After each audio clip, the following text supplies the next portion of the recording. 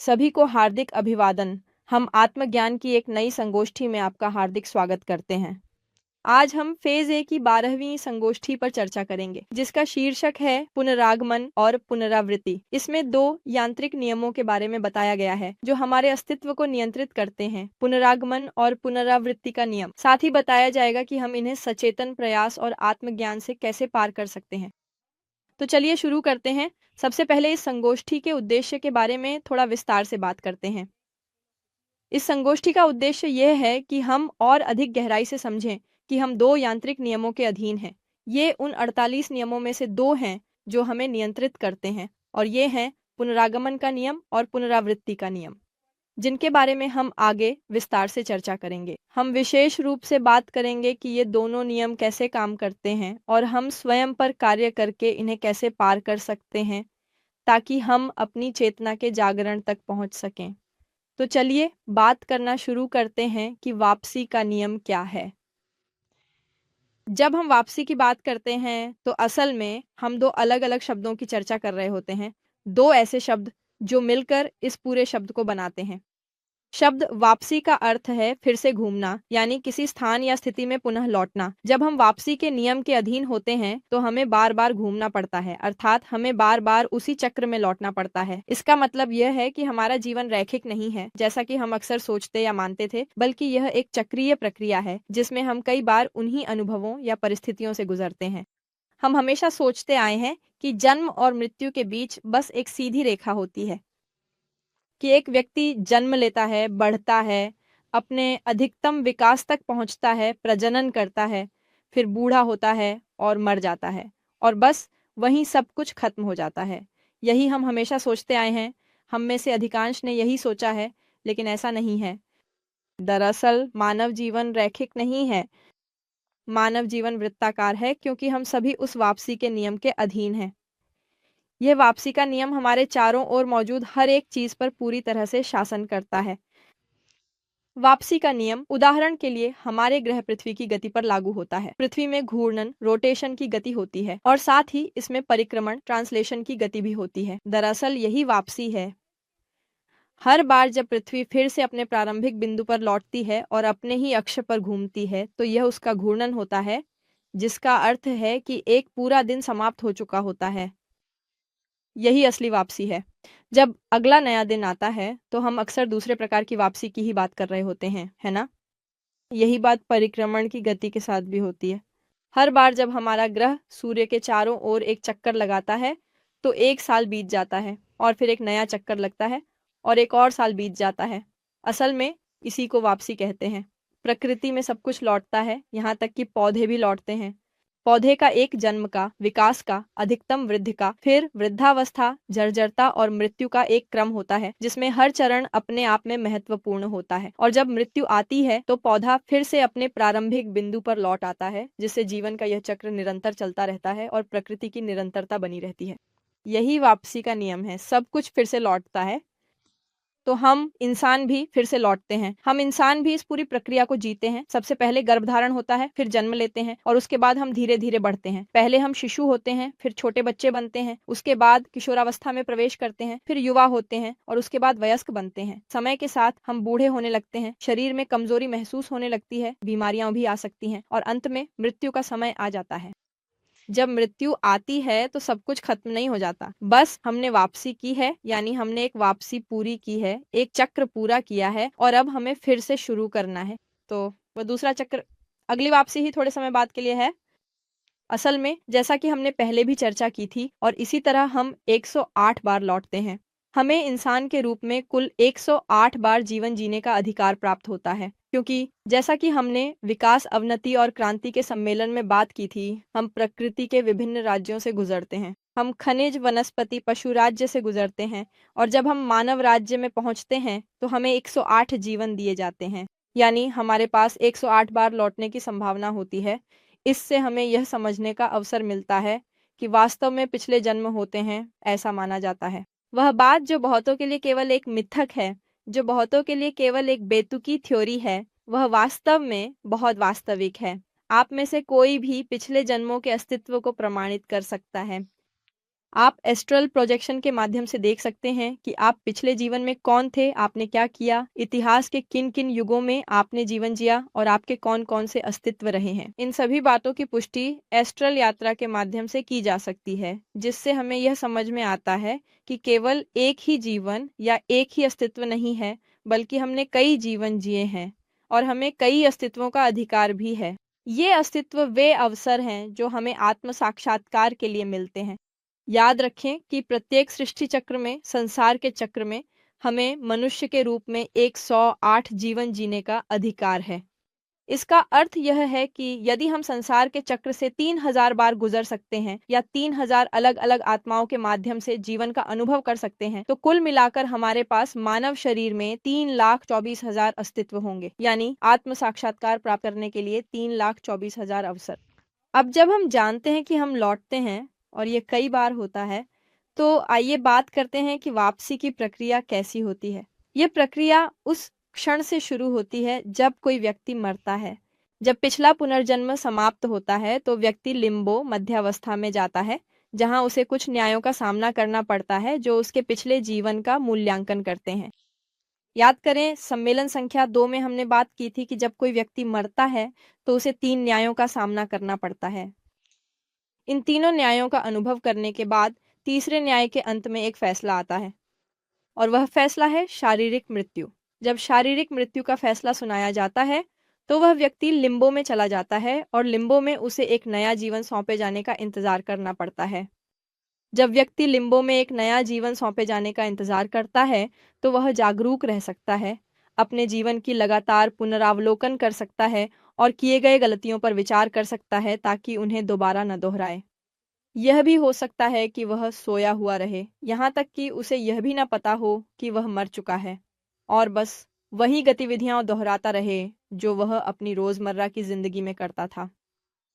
Limbo में कुछ समय बिताने के बाद व्यक्ति को लौटने का अवसर मिलने लगता है। हालांकि उस वापसी से पहले भौतिक दुनिया में सभी आवश्यक परिस्थितियों का प्रकट होना जरूरी है ताकि यह संभव हो सके। इसका क्या अर्थ है कि भविष्य के माता पिता एक दूसरे से मिलते हैं, गर्भधारण की प्रक्रिया होती है और सब कुछ इस तरह से व्यवस्थित होता है क्योंकि वह आत्मा पहले से ही किसी विशेष परिवार में जन्म लेने के लिए नियत होती है। पहले से ही यह पता होता है कि उसके माता पिता कौन होंगे। ये मृत्यु के समय किए गए निर्णयों में उसके भाग्य के रूप में वास्तव में ही निर्धारित किया गया था।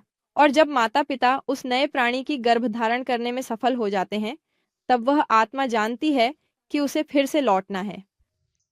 हालांकि जब माँ गर्भवती होती है, जब माँ के भीतर गर्भधारण की प्रक्रिया शुरू होती है, उस समय वह चिंगारी आत्मा अभी तक वापस नहीं लौटी होती। आप देख सकते हैं वह चिंगारी माँ के पास एक ओर खड़ी रहती है, उस भौतिक शरीर में प्रवेश करने का इंतजार करती है।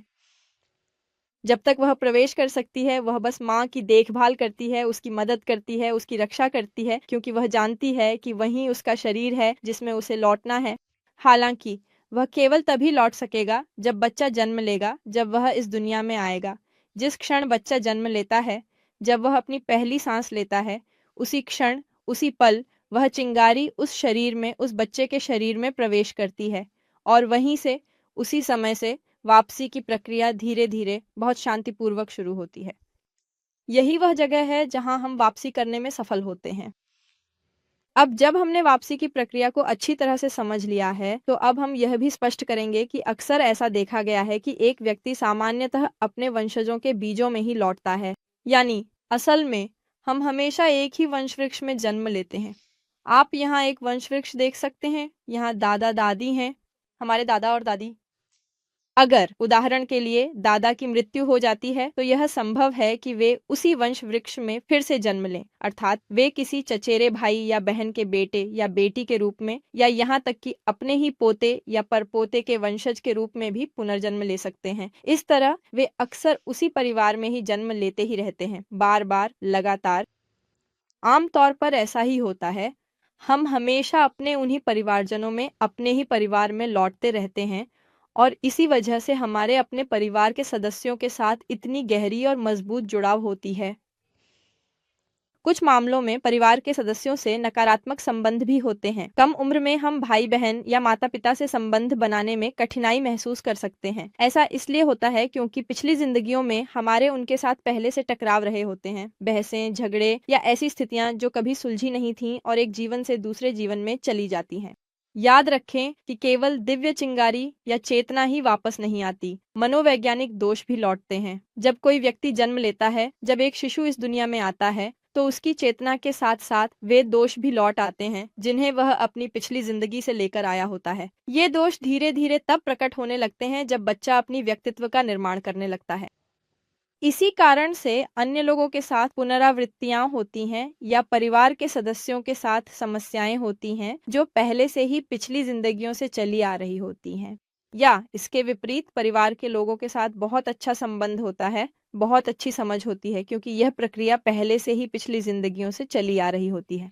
अब हम बात करेंगे कि वापसी, रिटर्न और पुनर्जन्म, रीइंcarnation में क्या अंतर है, क्योंकि आमतौर पर यह समझा जाता है कि दोनों एक ही हैं, जबकि वे एक जैसे नहीं हैं। पुनर्जन्म केवल जागरूक प्राणियों के लिए होता है। जब कोई प्राणी जिसने अपनी चेतना को जागृत किया है, जीवन की अभिव्यक्ति में लौटना चाहता है, तो वह स्वेच्छा से करता है। वह तय करता है कि कहाँ जन्म लेगा, उसके माता पिता कौन होंगे, क्योंकि वह एक विशेष मिशन पूरा करने आता है। यही पुनर्जन्म है। उदाहरण के लिए यही गुरु यीशु के साथ हुआ। गुरु यीशु पहले से ही एक ऐसा प्राणी थे जिनकी चेतना अत्यंत उच्च थी और उन्होंने पुनर्जन्म लेने का निर्णय लिया, उस बच्चे के रूप में जन्म लेने का जो मरियम और यूसुफ का पुत्र था। उन्हें पता था कि वे कहाँ जन्म लेंगे, वे किस उद्देश्य से पुनर्जन्म ले रहे हैं, कौन सा मिशन पूरा करना है, यहाँ तक कि उनके माता पिता भी ये जानते थे। तो ये कुछ स्वैच्छिक और पूरी तरह से सचेतन होता है, जबकि पुनरागमन कोई सचेतन प्रक्रिया नहीं है। पुनरागमन पूरी तरह से यांत्रिक होता है। ये ऐसा नहीं है कि हम चाहें या न चाहें, हम बस उस यांत्रिक नियम के अधीन होते हैं जिसमें हमें बार बार लौटना पड़ता है। न केवल हम लौटते हैं, बल्कि जानवर भी लौटते हैं, पौधे भी लौटते हैं। जब किसी व्यक्ति के 108 जीवन पूरे हो जाते हैं, तब भी वह लौटता रहता है। इसलिए पुनरागमन केवल एक यांत्रिक नियम है। जब हम मरते हैं तो फिर से जन्म लेते हैं, और जब हम फिर से मरते हैं तो बार बार जन्म लेते रहते हैं। हमें यह अधिकार नहीं है कि हम चुन सकें कि हम कहाँ जन्म लेंगे या हमारे माता पिता कौन होंगे, क्योंकि यह केवल हमारे पिछले जीवन के अनुसार मृत्यु के बाद के निर्णयों के परिणाम स्वरूप और उस भाग्य के अनुसार होता है जिसका हमें सामना करना है। यह वही कर्म है जिसे हमें अपने अगले जीवन में सहना पड़ेगा। इसलिए एक व्यक्ति जिसकी चेतना जागृत नहीं है, जो एक प्रबुद्ध प्राणी नहीं है, वह पुनर्जन्म नहीं ले सकता, बल्कि केवल लौटता रहता है। यह रही पुनरागमन के नियम की बात। अब बात करते हैं पुनरावृत्ति के नियम की। पुनरावृत्ति भी दो भागों से मिलकर बनी है, और यहाँ पुनरावृत्ति शब्द का अर्थ है फिर से घटित होना, यानी किसी घटना या प्रक्रिया का दोबारा या बार बार होना। दरअसल यह बारंबारता को दर्शाता है। इसके अलावा कि हमें बार बार जन्म लेना पड़ता है, हम वही सब चीज़ें हर बार फिर से दोहराने के लिए आते हैं जो हमने अपनी पिछली जिंदगियों में किया था। हम वही गलतियां दोहराने आते हैं। जब तक हमारे भीतर मनोवैज्ञानिक दोष मौजूद है, जब तक हमारे मनोवैज्ञानिक दोष जीवित हैं, तब तक वे हमारे भीतर जीवित रहेंगे और वे बार बार फिर से उन्हीं अनुभवों, उन्हीं दृश्यों में प्रकट होंगे या जिएंगे। बार बार वही घटनाएं दोहराई जाएंगी, वही परिस्थितियां फिर सामने आएंगी। आइए बात करते हैं कि हमारी जिंदगी एक फिल्म की तरह है। उस फिल्म में ड्रामा है, उस फिल्म में कॉमेडी है, उस फिल्म में त्रासदी है। उस फिल्म के या उसकी हर एक सीन के मुख्य पात्र कौन हैं? आमतौर पर जो हमारी ज़िंदगी जीते हैं, जो हमारी ज़िंदगी के दृश्यों के मुख्य पात्र होते हैं, वे हमारे मनोवैज्ञानिक दोष ही होते हैं। कुछ मनोवैज्ञानिक दोष मजाकिया होते हैं जो हंसते हैं, कुछ मनोवैज्ञानिक दोष ऐसे होते हैं जो दुखी होते हैं, जो रोते हैं, कुछ मनोवैज्ञानिक दोष लड़ते हैं जो दूसरों के साथ समस्याएं पैदा करते हैं, कुछ मनोवैज्ञानिक दोष सोते रहते हैं और समय बर्बाद करते हैं, और वे हमेशा वही करते हैं जो वे हमेशा से करते आए हैं। वे वही करने आते हैं जो वे पहले की जिंदगियों में कर चुके हैं। यही पुनरावृत्ति का नियम है। दरअसल हम यहाँ वही गलतियां दोहराने के लिए ही आते हैं। मुख्य उद्देश्य यह है कि हम इस पुनरावृत्ति के नियम को पार कर सकें, क्योंकि अगर हम इसमें सफल नहीं होते तो चाहे हमें यह भी पता हो कि हमारे भाग्य में क्या लिखा है या हमारे साथ क्या होने वाला है, हम बार बार वही गलतियां करते रहेंगे। तो आइए अब एक उदाहरण देखें। मान लीजिए कि इस जोड़े ने अपनी 106वीं जिंदगी में एक प्रेम प्रसंग किया था। उस प्रेम प्रसंग में उन्होंने एक दूसरे को कई बार चूमा। उनके बीच एक गहरा प्रेम संबंध था जिसमें दोनों के बीच एक रोमांटिक रिश्ता भी विकसित हुआ और वे कुछ बार शारीरिक संबंध भी बना पाए जिससे उनके रिश्ते में और भी नजदीकियां आ गईं। यही वह प्रेम प्रसंग था, वही अनोखा और गहरा रिश्ता जो उन्होंने अपनी 106वीं जिंदगी में जिया था, जिसे वे हमेशा याद रखते थे। एक पुनरावृत्ति बनने के कारण 107वीं जिंदगी में वे दोनों लोग फिर से मिलेंगे, लगभग अपनी जिंदगी के उसी समय पर, एक जैसी उम्र में। वे फिर से मिलेंगे और एक दूसरे के प्रति आकर्षण महसूस करेंगे, जिसे आमतौर पर हम पहली नज़र का प्यार कहते हैं, और यह सब कुछ फिर से शुरू होगा। हम किसी व्यक्ति को देखते हैं और तुरंत ही उसके प्रति आकर्षण महसूस करते हैं, जैसे कि हम उसे पहले से जानते हों, और वास्तव में यही होता है। हमने उसे किसी पिछली जिंदगी में पहले ही जान लिया था, हमने उस व्यक्ति के साथ पहले भी एक रिश्ता जिया था, भले ही हमें वह याद ना हो। इसी वजह से हम इतनी गहरी जुड़ाव महसूस करते हैं। तो जब हम उस व्यक्ति से मिलते हैं तो उसके साथ फिर से रहने की इच्छा महसूस होती है, क्योंकि मनोवैज्ञानिक दोष वही चीज़ दोहराने के लिए आते हैं। वह व्यभिचारी दोष जिसने उस व्यक्ति के साथ व्यभिचार किया था, जिसने उसके साथ अपनी यौन ऊर्जा का अपव्यय किया था, फिर से वही करने के लिए आना चाहता है। इसलिए वह फिर से उन दो लोगों के बीच एक प्रेम संबंध स्थापित करने की कोशिश करेगा ताकि वही घटना दोबारा घटित हो सके। लेकिन यह केवल दोहराया ही नहीं जाएगा, बल्कि वह पुनरावृत्ति और भी बड़ी हो जाएगी, क्योंकि हमारे मनोवैज्ञानिक दोष एक जीवन से दूसरे जीवन में बढ़ते जाते हैं। और इसका परिणाम यह होता है कि जब वह जोड़ा फिर से मिलता है, तो उनका प्रेम संबंध और भी लंबा चलता है, अधिक समय तक टिकता है, उसमें और अधिक पतन होता है, अधिक यौन क्रियाएं होती हैं, यौन ऊर्जा का अधिक ह्रास होता है, और यह जोड़ा पतन के और भी निचले स्तरों तक पहुंच जाता है। यहाँ तक कि यह गर्भधारण या गर्भपात तक भी पहुंच सकता है, क्योंकि अब मनोवैज्ञानिक दोषों को पोषित करने के परिणाम स्वरूप और भी अधिक दुष्परिणाम जुड़ते जाते हैं। अब जब अगला जीवन आता है, जो कि 108वां जीवन होगा, तो यह जोड़ी फिर से मिलेगी और उनके बीच का संबंध एक साथ रहने की गहरी और अत्यंत प्रबल इच्छा और भी अधिक प्रबल और मजबूत होगी, और उनका प्रेम संबंध पहले से कहीं अधिक पतित, जटिल, विकृत तथा असामान्य और विचित्र होगा। तो यही है जो पुनरावृत्ति के साथ होता है। एक जीवन से दूसरे जीवन में ये घटनाएं दोहराई जाती हैं, लेकिन उनके परिणाम और भी बढ़ते जाते हैं। आइए एक और उदाहरण देखें। अब यह कोई प्रेम संबंध नहीं है, बल्कि किसी अन्य व्यक्ति के साथ बहस, झगड़ा या लड़ाई है। यह भी एक संभावना है। 106 जीवन में इन दोनों के बीच बहस हुई और वे शारीरिक रूप से एक दूसरे पर हमला करने लगे। उन्होंने एक दूसरे को मुक्कों से मारा और इसी तरह उस जीवन में वह संघर्ष समाप्त हुआ। लेकिन 107वें जीवन में दोनों के मनोवैज्ञानिक दोष और भी तीव्र हो गए थे। उनकी क्रोध की भावना बढ़ चुकी थी। इसीलिए जब वे फिर से मिले तो उन्होंने फिर से बहस की, लेकिन इस बार परिणाम कहीं अधिक गंभीर थे। वास्तव में एक व्यक्ति अस्पताल में पहुंच गया और दूसरा व्यक्ति जेल में चला गया, क्योंकि अब क्रोध का दोष बहुत अत्यधिक नुकसान कर चुका था, जिससे सब कुछ बदल गया। लेकिन 108वें जीवन में ये दोनों लोग फिर से मिलते हैं और फिर से बहस करते हैं, फिर से लड़ते हैं, लेकिन इस बार वास्तव में परिणाम और भी अधिक गंभीर होते हैं। संभव है कि इन दोनों में से कोई एक या दोनों की मृत्यु हो जाए। वे लोग या तो कब्रिस्तान में पहुंच जाते हैं या फिर से कोई जेल में और कोई कब्रिस्तान में पहुंच जाता है। क्या हुआ? मनोवैज्ञानिक दोष और भी मजबूत हो गए और इसी वजह से उन लोगों के बीच की बहस बहुत अधिक चरम पर पहुंच गई। ये पिछली बार से कहीं ज्यादा बुरा था, क्योंकि मनोवैज्ञानिक दोष एक जीवन से दूसरे जीवन में पोषित और मजबूत होते जाते हैं। यही है वे प्रसिद्ध पुनरावृत्तियां, और इसी कारण हमें इस नियम को पार करना सीखना चाहिए, क्योंकि उद्देश्य यह है कि हम बार बार वही गलतियां न दोहराएं, बल्कि उनसे सीखें और अपने जीवन में सुधार लाएं। हमारे मनोवैज्ञानिक दोषों पर कर्ज है, जिसे समझना और दूर करना हमारे लिए आवश्यक है। हमारे दोषों की प्रतिबद्धताएं दरअसल यही हैं, वही गलतियां दोबारा करना और बार बार उसी रास्ते पर चलना। यही उनकी असली प्रकृति है कि वे हमें बार बार उसी गलती की ओर ले जाती हैं। बार बार वे वही करते हैं जिसके लिए वे प्रतिबद्ध हैं, वही चीज़ दोहराना, वही व्यवहार फिर से अपनाना और उसी चक्र में फंस जाना। दरअसल हमारे दोष ही फिल्म के अभिनेता हैं, और जो परिस्थितियां और घटनाएं कई बार बनती हैं, कभी कभी, जैसे कि वह झगड़ा या वह लड़ाई या वह प्रेम प्रसंग, वे फिल्म के अत्यंत महत्वपूर्ण दृश्य होते हैं। फिल्म सभी दृश्यों का समूह है, तो वास्तव में मनोवैज्ञानिक दोष पहले से जानता है कि उसकी भूमिका क्या है।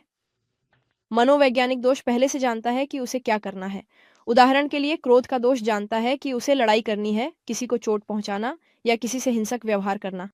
व्यभिचार का दोष जानता है कि उसे व्यभिचार करना है, उसे अपनी साथी के अलावा किसी और को ढूंढना है और उस व्यक्ति के साथ व्यभिचार करना है। आलोचना का दोष जानता है कि उसे आकर आलोचना करनी है। तो सभी जानते हैं कि फिल्म में और जिन दृश्यों में उन्हें भाग लेना है, उनमें उनकी भूमिका क्या है। ये हैं दोषों के वादे या मनोवैज्ञानिक दोषों के वादे। ये वादे अक्सर, कई बार हमारे जीवन में आते हैं। वे इन वादों को पूरी तरह निभाने के लिए आते हैं और हमें तो यह भी पता नहीं चलता कि ये दोष कितने सारे वादे निभा रहे हैं, क्योंकि हम अपनी ज़िंदगी खुद नहीं जी रहे हैं। हम अपनी ज़िंदगी के मालिक नहीं हैं, बल्कि दरअसल हम बस ये होने दे रहे हैं कि ज़िंदगी पूरी तरह से यांत्रिक तरीके से चलती रहे। दोष हमारी जगह ज़िंदगी जी रहे हैं और वे अपने-अपने दायित्वों को पूरी ईमानदारी और निष्ठा के साथ पूरा कर रहे हैं। पुनरावृत्तियाँ कैसे उत्पन्न होती हैं? सबसे पहले हमें यह समझना चाहिए कि वे कैसे बनती हैं, ताकि हम यह जान सकें कि उन्हें कैसे पार किया जाए। आमतौर पर पुनरावृत्तियाँ तर्क के स्तर से नीचे उत्पन्न होती हैं। इसका क्या मतलब है? ज़रा बताइए। जैसा कि मैंने अभी थोड़ी देर पहले कहा, हमें इस बात का एहसास ही नहीं होता कि क्या हो रहा है। दोष आपस में टेलीपैथी के ज़रिए जुड़ते हैं, टेलीपैथी के ज़रिए संवाद करते हैं। उदाहरण के लिए अगर मैं किसी व्यक्ति से बहस करने जा रहा हूँ, अगर मैं किसी से लड़ने जा रहा हूँ, तो मेरे क्रोध का दोष मेरे मन में मुझसे बात करने लगेगा और वह उस व्यक्ति के क्रोध के दोष से टेलीपैथी के ज़रिए संवाद करेगा। ऐसा कहा जाता है कि इसी वजह से जब हम किसी व्यक्ति के बारे में मन में बुरा सोचते हैं, तो वह व्यक्ति हमारे प्रति एक तरह की नकारात्मकता या झुंझलाहट महसूस करने लगता है। भले ही दूसरा व्यक्ति हमारे विचारों को सचेत रूप से न सुने, लेकिन मनोवैज्ञानिक दोष जो तर्क के स्तर से नीचे काम करते हैं, उस टेलीपैथिक संदेश को ज़रूर महसूस कर लेते हैं। इसी कारण जो व्यक्ति अपने मन में नकारात्मक रूप से सोच रहा है, उसके प्रति एक तरह की अस्वीकृति उत्पन्न हो जाती है। अगर आप, उदाहरण के लिए, अपने बॉस के बारे में बुरा बोलते हैं, तो हो सकता है कि आपका बॉस आपको न सुने, लेकिन उसके मनोवैज्ञानिक दोष ज़रूर उस जानकारी को सुनेंगे और प्राप्त करेंगे।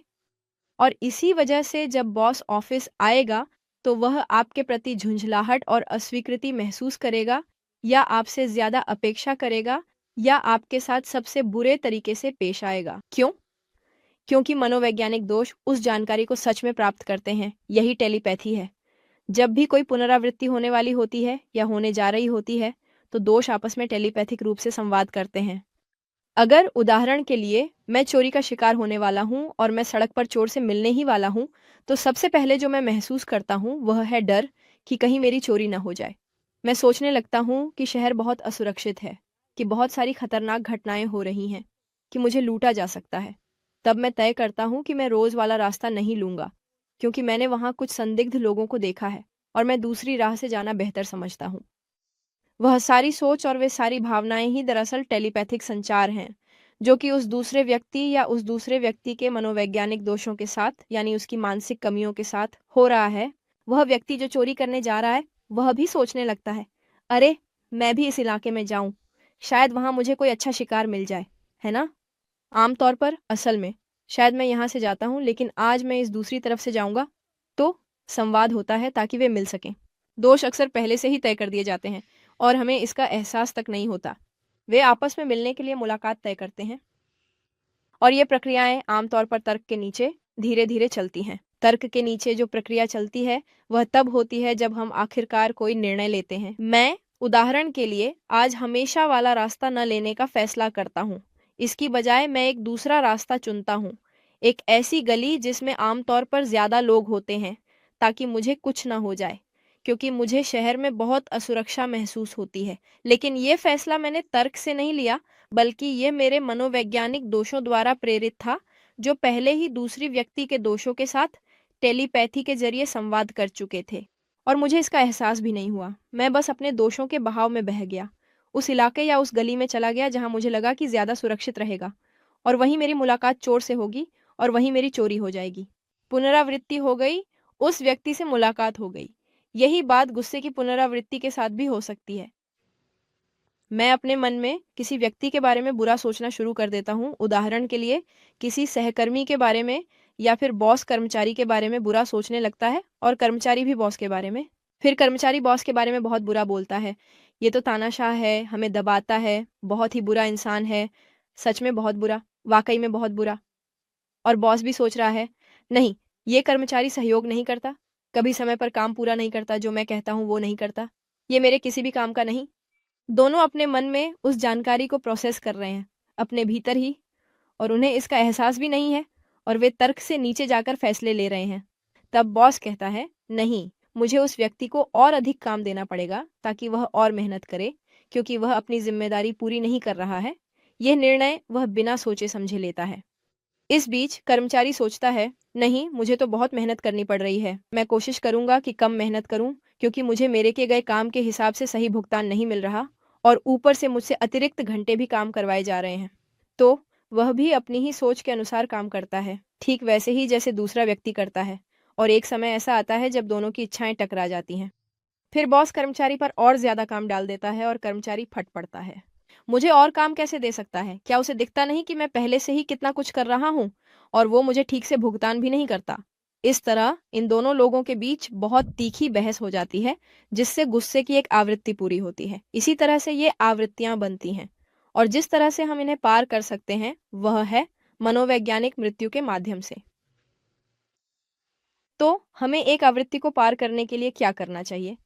खैर, किसी आवृत्ति को पार करने के लिए सबसे पहले हमें खुद का आत्मनिरीक्षण शुरू करना होगा। हमें यह देखना होगा कि हमारे मन में क्या चल रहा है, वह टेलीपैथी जो हम दूसरी व्यक्ति के साथ अनुभव कर रहे हैं।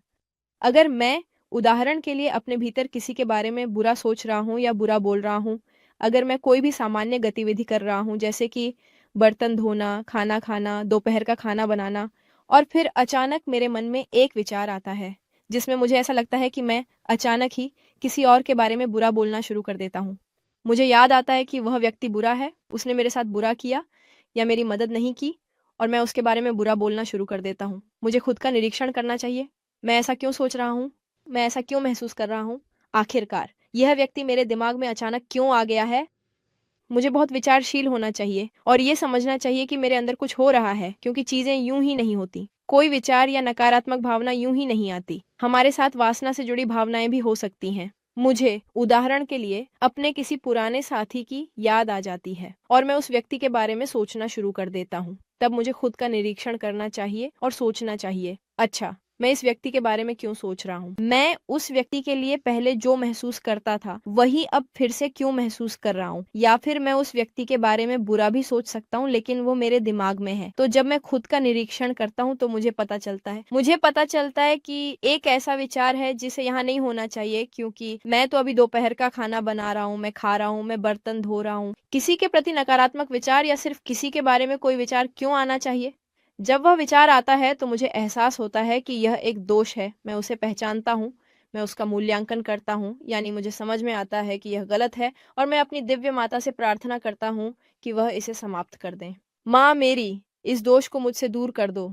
मैं अपनी रोजमर्रा की गतिविधियों में लगा रहता हूँ, लेकिन फिर वह विचार दोबारा उभर आता है। वह व्यक्ति फिर से मेरे मन में आ जाता है। तब मैं उसे देखता हूँ, पहचानता हूँ कि यह एक दोष है और उसे समाप्त करता हूँ। माँ मेरी, इस दोष को मुझसे दूर कर दो। और हर बार जब वह विचार या उन विचारों का समूह मुझे वर्तमान क्षण से बाहर निकालने की कोशिश करेगा, मैं उन्हें समाप्त कर दूंगा ताकि पुनरावृत्ति की शक्ति कम हो जाए।